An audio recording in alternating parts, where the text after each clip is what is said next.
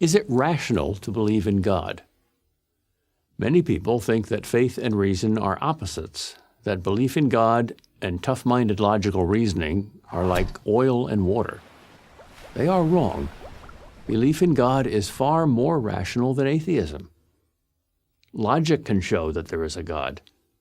If you look at the universe with common sense and an open mind, you'll find that it's full of God's fingerprints. A good place to start is with an argument by Thomas Aquinas, the great 13th century philosopher and theologian. The argument starts with the not very startling observation that things move. But nothing moves for no reason. Something must cause that movement. And whatever caused that must be caused by something else, and so on. But this causal chain cannot go backwards forever. It must have a beginning.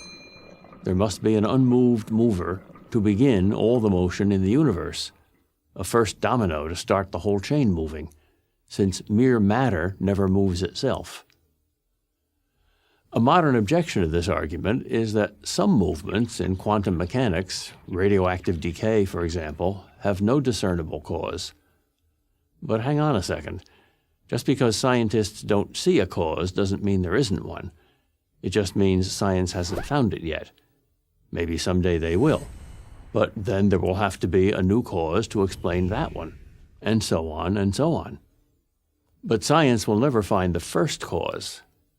That's no knock on science. It simply means that a first cause lies outside the realm of science. Another way to explain this argument is that everything that begins must have a cause.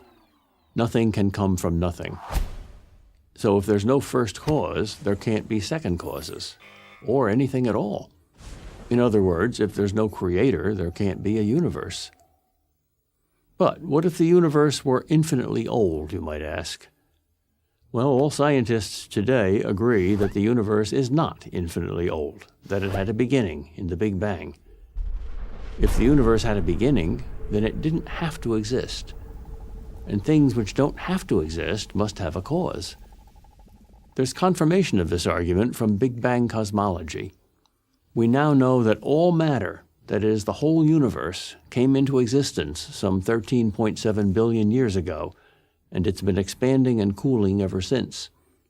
No scientist doubts that anymore, even though, before it was scientifically proved, atheists called it creationism in disguise.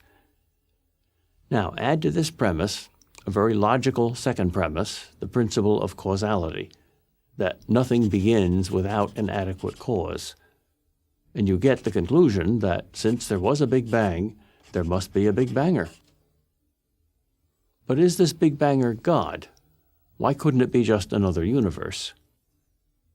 Because Einstein's general theory of relativity says that all time is relative to matter, and since all matter began 13.7 billion years ago, so did all time.